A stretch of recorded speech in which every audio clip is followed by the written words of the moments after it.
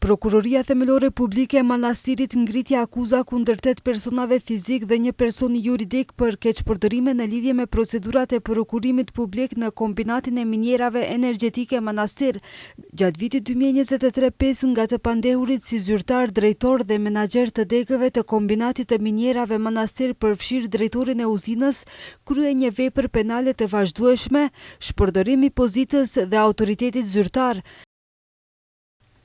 Me qëllim të përfitimit të paligjshëm pasuror për një person tjetër, të akuzuarit shpallën dhe zhvilluan një procedurë prokurimi publik për zhvendosjen e termocentraleve nga miniera Oslomej në minierat KME Manastir, me qëllim krijimin e një sistemi të ri transporti për xehroren KME, megjithse e dinin se një sistem i tillë transporti ishte në kundërshtim me projektin bazë dhe i papërshtatshëm për procesin teknologjik të nxjerrjes së djerinës, qymyrit dhe djerinës së shtresave të ndërmjetshme, si dhe për transportin e qymyrit në miniera e KME-s.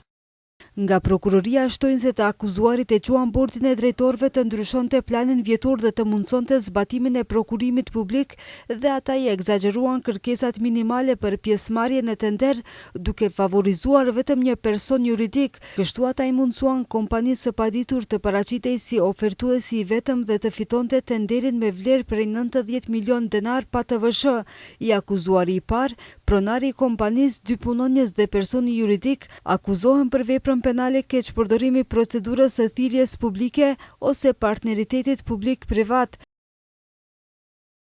Me akt akuzën, prokurori publik propozoi të sekuestroj shumën prej afërsisht 1.7 milion eurosh përfshirë TVSH-n që i janë paguar kompanisë si rezultat i krimeve të kryera. Për këtë qëllim, prokuroria gjatë procedurës, duke përdorur instrumente ndihmëse juridike ndërkombëtare, gjeti dhe siguroi 1.2 milion euro, 1.000 franga zviceriane, 3 monedha ari, një shofer ari dhe një kasafort bankare në Beograd, në pronësi të akuzuarit të parë, si dhe mbi 500.000 euro në llogari bankare vendase. Sipas dëshmive të prokurorisë, i akuzuari zotron 2 kompani në Serbi, prej të cilave njëra është themeluar në fund të vitit 2024, si dhe se sipas analizës së lëvizjes së mjeteve financiare, ekziston një tendencë e qartë që ai të transferoj parat që ka në dispozicion drejt këtyre kompanive. Po ashtu, prokuroria e vlerësoi faktin se i akuzuari mban lidhje të afërta edhe me shtete të tjera ku mund të ketë mjete financiare, çka e bën serioz rrezikun e aratisjes. Për këtë arsye, prokurori publik i ka dorëzuar gjyqtarit të procedurës paraprake propozim për vazhdimin e masës së paraburgimit të caktuar më herët për këtë të akuzuar.